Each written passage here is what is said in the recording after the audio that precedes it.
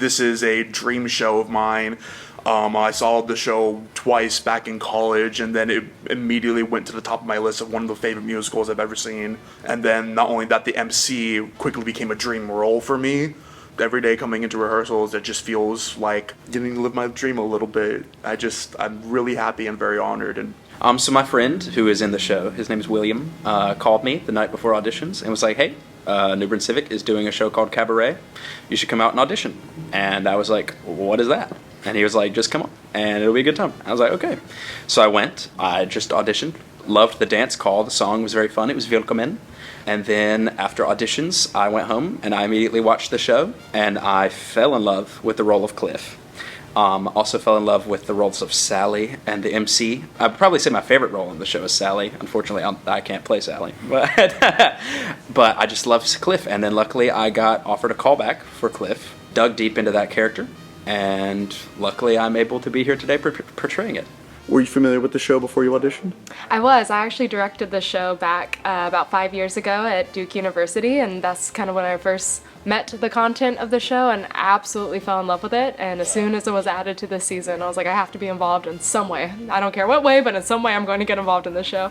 I have the privilege of watching so many of the rehearsal videos of these incredible, youthful, athletic, skilled dancers doing tremendous things my body dimly remembers. The dancing is exquisite. There are the songs that literally take place in the world of the cabaret, which are very performative, very evocative, very raunchy in some ways. And then those are very, I think, highlighting those marginalized communities being able to express themselves. And there's another part of the show where we're seeing songs which don't necessarily take place in the world of the cabaret as a space, but they take place inside of the character. And in those moments, I think we're seeing more of the political turmoil that's going on inside of the characters as well as in the world around them.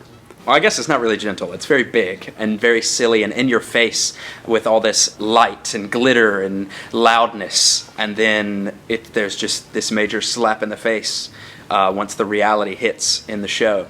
And then the rest is just like, this is what it is. And it just kind of goes downhill from there in an emotional standpoint. There's a lot of just upbeat, beautiful dances in this show that are just so fun and electric and lively, and there's also ballads in the show that are really just touching and endearing, and then there's songs where you see characters have a full mental breakdown, and again, just adding to the unique nature of this show. There's every style of music because the show touches on every emotion, human emotion.